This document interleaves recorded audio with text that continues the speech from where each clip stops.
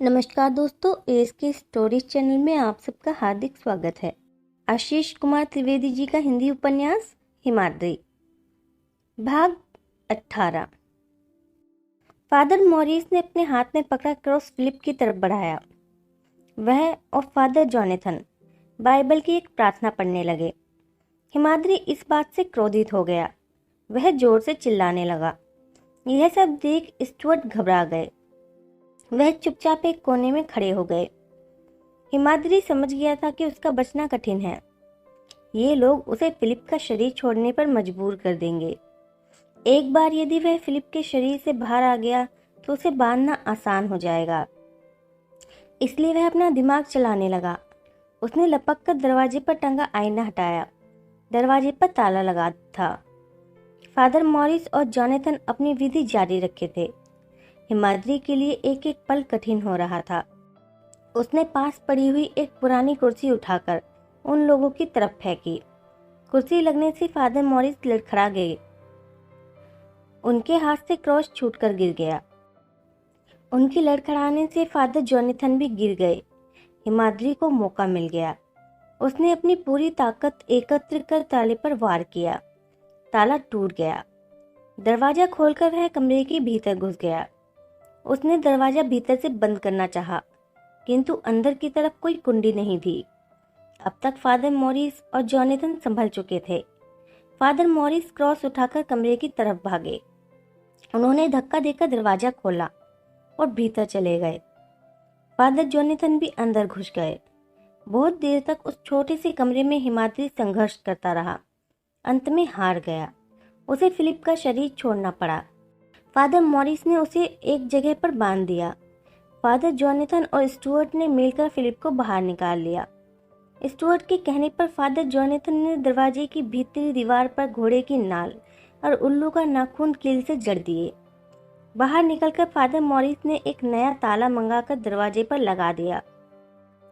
लकड़ी की दो पट्टियों को क्रॉस की शक्ल में चौखट पर जड़ दिया गया। आदमकद आईना दोबारा हुक पर टांग दिया। हिमाद्री फिर से कैद हो गया। फिलिप हिमाद्री की गिरफ्त से आजाद तो हो गया था, लेकिन वह शारीरिक और मानसिक रूप से टूट गया था। स्टुअर्ट ने बहुत कोशिश की कि वह ठीक हो जाए। उसे अच्छे डॉक्टरों को दिखाया, पर कोई लाभ नहीं हुआ। 4 महीने तक संघर्ष करने के बाद फिलिप चल बसा। फिलिप की मौत से स्टुअर्ट को बहुत धक्का लगा। अब उनका मन बंगले में नहीं लगता था। वह अपनी बेटी नोरा के पास चले गए। नोरा हॉलीवुड में एक प्रोडक्शन हाउस में काम करती थी। नोरा के पास करीब 1 साल वह रहे। वहीं उनकी मृत्यु हो गई। स्टुअर्ट की सारी संपत्ति उसे मिल गई। मरने से पहले स्टुअर्ट ने उसे बंगले में कैद शैतान के बारे में बता दिया था। नोरा भारत में अपने पिता की संपत्ति को बेचना चाहती थी। सिन्हा परिवार उनकी संपत्ति खरीदने को तैयार हो गया। बंगला उमेश को पसंद आया, इसलिए नोरा ने शैतान वाली बात उनसे छिपा ली। हिमाद्री ने अपनी पूरी कहानी सुना दी थी। उसके बाद क्या हुआ सबको पता था। डॉक्टर निरंजन ने गंभीरता पूर्वक कहा, हिमाद्री, तुमने बहुत बुरे कर्म किए हैं। तुमने औरतों को एक खिलौने की तरह इस्तेमाल किया। तुम्हारे लिए यही उचित है कि तुम नर्क की आग में जलो। पर मैं क्या करता, मजबूर था। मैंने बताया था ना कि जब मैं जीवित था तो कितनी बार मैंने खुद को काबू में करने की कोशिश की, पर कोई था जो मुझे भीतर से ढकेलता था। तुम्हें कोई गुनाह करने के लिए नहीं ढकेलता था। तुम्हें तुम्हारी अमर्यादित इच्छाएं थी जो तुम्हें दुराचार करने के लिए प्रेरित करती थी। उन्हें मर्यादा में रखना तुम्हारा काम था। तुमने कभी उन पर नियंत्रण रखने का प्रयास नहीं किया। हिमाद्री शांत था। वह अपने के गुनाहों को समझ रहा था। डॉक्टर निरंजन ने आगे कहा, तुमने अपनी वासना को तुष्ट करने के लिए कितने पाप किए, पर क्या इससे तुम संतुष्ट हो पाए? नहीं, बल्कि तुम्हारी वासना अनियंत्रित होती गई। तुम एक डॉक्टर थे, अपने हुनर से लोगों का भला कर सकते थे, पर तुमने अपनी विद्या का गलत प्रयोग किया।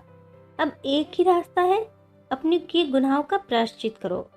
जब तुम पाप कर्मों से मुक्त हो जाओगे तो तुम्हें सद्गति मिल जाएगी। तब तक प्रेत लोक में रहकर प्रतीक्षा करो, अन्यथा ना जाने कितने सालों तक यूं ही प्रेत बन भटकते रहोगे। हिमाद्री को भी अब अपने किए पर पछतावा था। वह बोला, अब मैं भी अपने पाप कर्मों से मुक्त होना चाहता हूँ। आप मेरी सहायता करें। डॉक्टर निरंजन ने कुछ तांत्रिक विधियां की। कुमुद के शरीर में कंपन होने लगा। वह निढाल होकर लुढ़क गई। हिमाद्री प्रेतलोक चला गया था। उमेश ध्यानमग्न बैठा था। डॉक्टर निरंजन उसके पास आकर बोले, अब आपका यह बंगला प्रेत से मुक्त हो गया है। अब किसी तरह की डर की जरूरत नहीं। हिमाद्री अब प्रेतलोक चला गया है। दुर्गा बुआ पास ही खड़ी थी। वह बोली, हमारी इच्छा थी कि घर में एक शुद्धि हवन हो जाता, मन को तसल्ली मिल जाती। जैसा आप चाहें। वैसे मेरे हिसाब से अब किसी तरह की चिंता की आवश्यकता नहीं है। बुआ ने रजामंदी के लिए उमेश की ओर देखा। उमेश ने कहा, बुआ, आप अपनी तसल्ली के लिए जो कराना चाहती हो कराओ। बुआ ने डॉक्टर निरंजन से शुद्धि हवन करवाने के लिए कहा। शुद्धि हवन करवाने के बाद डॉक्टर निरंजन अपनी फीस लेकर उसके सहायक तेजस के साथ विदा हो गए। 1 हफ्ता बीत चुका था। कुमुद को उसके माता पिता अपने घर ले गए थे।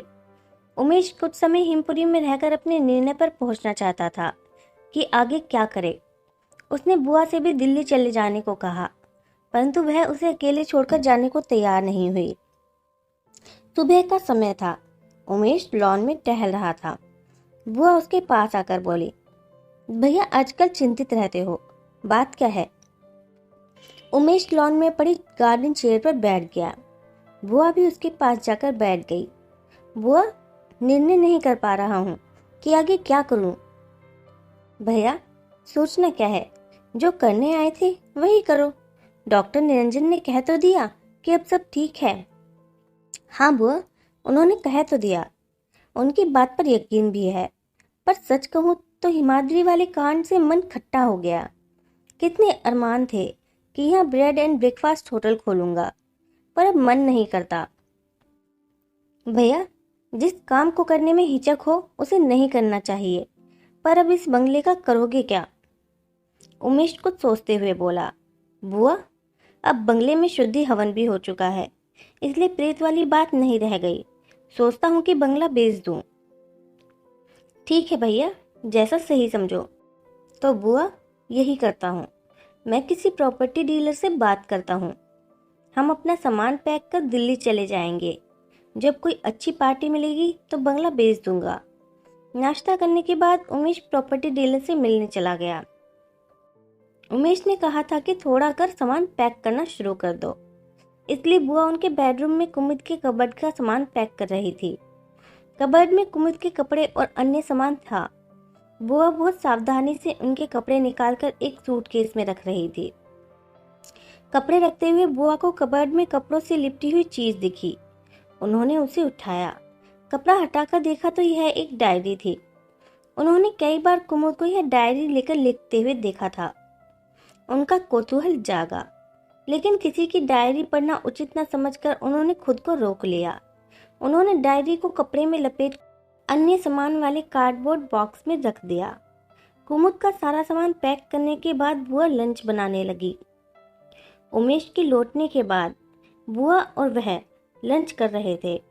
उमेश ने उन्हें बताया कि उसने प्रॉपर्टी डीलर से बंगले के लिए कोई ग्राहक ढूंढने के कह दिया है। प्रॉपर्टी डीलर ने उसे आश्वासन दिया कि वह कोई सही पार्टी की तलाश कर उसे खबर देगा, पर इस काम में कुछ समय लग सकता है। अतः सही रहेगा कि वह दोनों 1-2 दिन में ही दिल्ली लौट चलें। बुआ ने उसे बताया कि उन्होंने कुमुद का सामान पैक कर दिया है, वह बाकी का सामान भी पैक कर लेंगी। उमेश ने उनसे कहा कि दोपहर कुछ देर आराम करने के बाद वह उनके साथ मिलकर पैकिंग करवा लेगा। खाने के बाद वह आराम करने जा रहा था, तभी गगन चौहान का फोन आया। उसने उसे पुलिस स्टेशन आकर मिलने को कहा। उमेश पुलिस स्टेशन के लिए निकल गया। उसने सोचा था कि गगन शायद वही पुरानी बात करे कि केस बहुत उलझा है। उसकी बात सुनने के बाद वह उन्हें केस बंद करने को कह देगा। जब उमेश पुलिस स्टेशन पहुंचा तो गगन उसका बेसब्री से इंतजार कर रहा था। उमेश को बैठने को कहकर वह भी अपनी कुर्सी पर बैठ गया। उमेश ने पूछा, कहिए आपने क्यों बुलाया था? मिस्टर सिन्हा, आपकी पत्नी के केस में एक अनोखी बात सामने आई है। उमेश ने सोचा था कि गगन वही पुरानी बात करेगा। लेकिन वह तो किसी अनोखे पहलू की बात कर रहा था। उसने आश्चर्य से पूछा, अनोखी बात? हाँ मिस्टर सिन्हा, हम इस केस में दो बिंदुओं को लेकर चल रहे थे।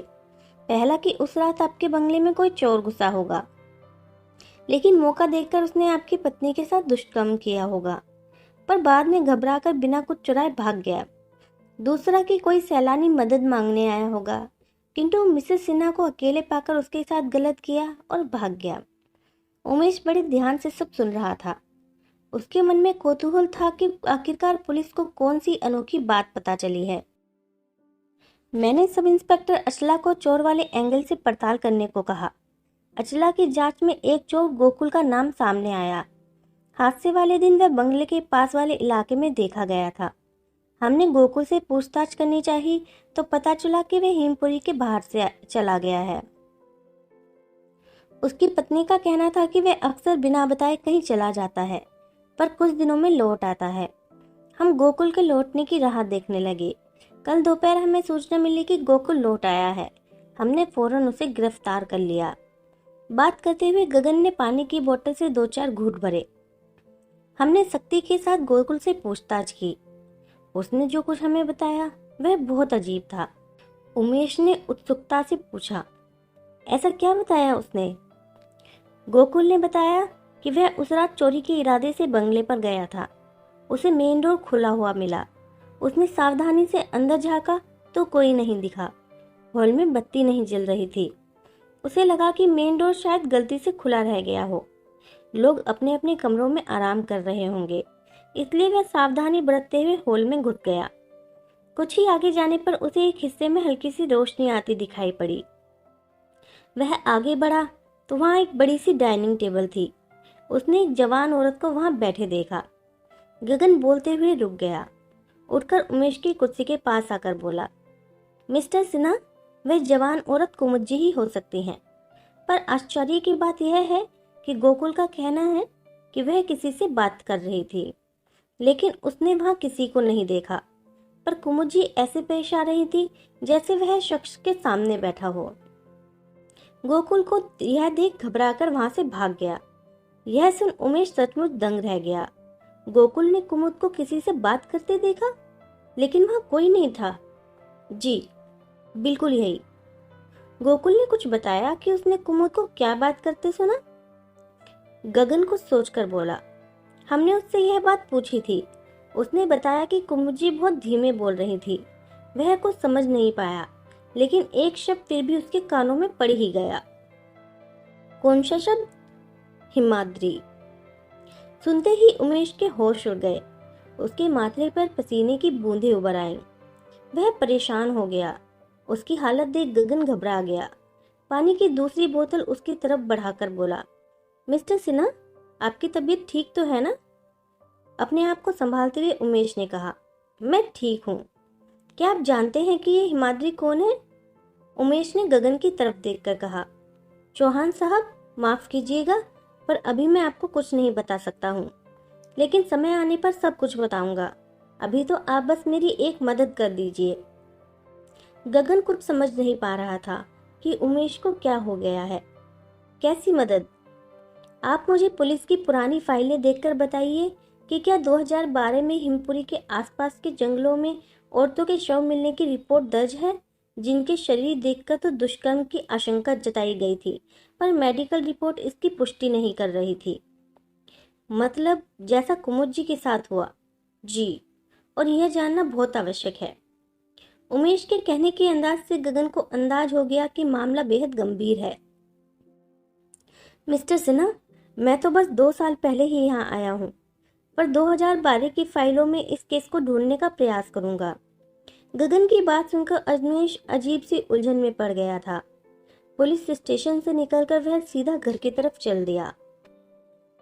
आगे की कहानी अगले भाग में।